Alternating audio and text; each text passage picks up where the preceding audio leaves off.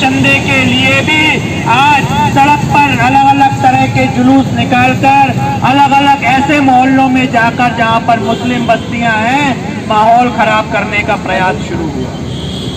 बात क्या हुई? कहना चाहते हैं कि सरकार ने और उसके साथ जुड़े हुए उन तमाम संगठनों ने देश में और प्रदेश में माहौल को बिगाड़ने की कोशिश शुरू की। लोगों के बीच में डर फैलाने की कोशिश की गई कि आंदोलन में जाएंगे तो गिरफ्तारियां हो जाएंगी, आंदोलन में मत जाइए। और साथ साथ सरकार ने अलग अलग जगह पर चौपालें आयोजित कर सम्मेलन आयोजित कर उन कृषि कानूनों के समर्थन में अपने तर्क देने की भी घोषणा की। लेकिन पूरा शहर और अब तो वो मोबाइल और व्हाट्सएप सोशल मीडिया के द्वारा पूरे देश भर में पहुंच गया कि हमारे देवास शहर में देवास के जिला कलेक्टर एक फर्जी किसान को अपने बगल में बिठाते हैं मुख्यमंत्री के कार्यक्रम में, जिसमें प्रधानमंत्री भी वर्चुअल रूप से शामिल होते हैं। उसमें वो किसान जिस तरह की खेती बाड़ी की जानकारी देता है, ये साफ दिखाई देता है कि फर्जीवाड़े के आधार पर ये पूरा का पूरा जो सम्मेलन आयोजित किया गया था जिसमें सरकार अपना समर्थन दिखा रही थी, ये पूरा झूठ था। असली किसान जानता है कि कैसे फसल पैदा होती है और कैसे उसको उगाकर समेटकर मंडी तक पहुंचाया जाता है। इसलिए वो किसान इस बात का विरोध कर रहा है कि मंडियां राष्ट्रीय स्तर पर नहीं बल्कि छोटे छोटे चौपाल स्तर पर होना चाहिए, ताकि किसान की फसल आसानी से मंडी तक पहुंच सके और उसे बेचा जा सके। लेकिन सरकार बोल रही है नए कानून के तहत उन्होंने बनाई है कि देश भर में किसान अपनी फसल ले जाकर बेच सकेगा।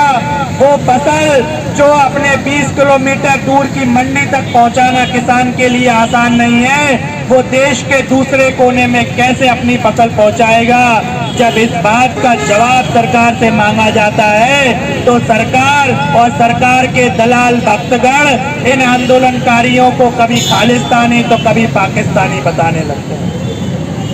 देखिए आप, जब हिंदू मुसलमान का पैतरा किसान आंदोलन पर नहीं चला,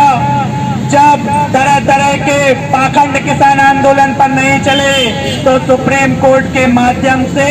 सरकार ने वो एक कमेटी बनवाई जो किसानों की मांगों की सुनवाई करने के लिए सामने आई। उस कमेटी में छांट कर केवल उन्हीं लोगों को रखा गया जो किसान कानून के समर्थक हैं या उसके निर्माण में जिनकी सिफारिशें रही। लेकिन आंदोलन का प्रभाव इतना कि उन छटे हुए लोगों से भी जब आंदोलन की ताकत सामने खड़ी है तो उस कमेटी में काम करते नहीं बन रहा और उस कमेटी को छोड़कर वो लोग बाहर आते जा रहे हैं। ये देश में एक नई क्रांति की शुरुआत के रूप में है और किसान आंदोलन केवल किसानों की समस्या के समाधान तक सीमित नहीं है, बल्कि जिन कानूनों के खिलाफ ये किसान आंदोलन चल रहा है उसमें सरकार ने आवश्यक वस्तुओं को जो आम इंसान के जीने के लिए जरूरी है, जो हमारा पेट भरने के लिए अनाज जरूरी है, तिलहन जरूरी है, ऐसी तमाम चीजों को मनमाने तरीके से इकट्ठा करके और बुरे वक्त में महंगाई बढ़ाकर उसको बेचने की छूट भी इन कानूनों में दी है। इसलिए किसान सड़कों पर है, क्योंकि किसान से कम पैसे में खरीदकर अंबानी और अडानी जैसे बड़े धन्ना सेठ उसको आम जनता को बढ़ी हुई कीमत में देने की साजिश कर रहे हैं और इस साजिश में इस देश की सरकार शामिल है। ये जो तीनों कानून आए संवैधानिक रूप से इनको लागू करने का, इन्हें बनाने का इस देश की सरकार के पास अधिकार नहीं था। ये राज्य स्तर का मामला था, राज्य सरकारें इसमें कानून का निर्माण करती हैं। लेकिन आप देखिए केंद्र सरकार ने तमाम अधिकारों को अपने हाथ में लेकर गैर कानूनी रूप से संसद में बिना वोटिंग करा इस कानून को पास कर लिया। और वो भी कब? जब इस देश में मजदूर और किसान भूखों मर रहे थे, जब इस देश में मजदूर और किसान कोरोना महामारी के लॉकडाउन का पाप भुगत रहे थे, जब इस देश का मजदूर देश के एक कोने से दूसरे कोने तक जा रहा था, जब इस देश की आम जनता इन मजदूर और किसानों का पेट भरने के लिए अपने घर के दरवाजे खोलकर सड़कों पर अनाज खाना पीना पानी चाय आदि के स्टॉल लगाकर बैठे थे, तब इस देश की सरकार जिसको ये जिम्मेदारी दी गई थी कि वो इस देश के किसान मजदूर और आम जनता के लिए अच्छी नीति बनाए, उनको और आगे बढ़ाने के लिए उनके विकास के लिए नीति का निर्माण करे, उस समय पर इस देश की सरकार ने ये नियम बनाए कि किसान की तमाम फसल पर अवैध रूप से कब्जा करेंगे अंबानी अडानी जैसे उद्योगपति और किसान उनके आगे सिर झुकाकर खड़ा हो। आप देखिए, ये देवास शहर मजदूरों का शहर है, जहाँ तमाम कंपनियों में बड़ी संख्या में मजदूर काम करते हैं। और आप उठाकर देखिए, सरकार ने जो 4 कोड लागू किए, उसके तहत सरकार ने यहाँ का जो लेबर कोड होता है पूरे मध्य प्रदेश में, उस लेबर कोड को बंद करने का नोटिफिकेशन जारी कर दिया।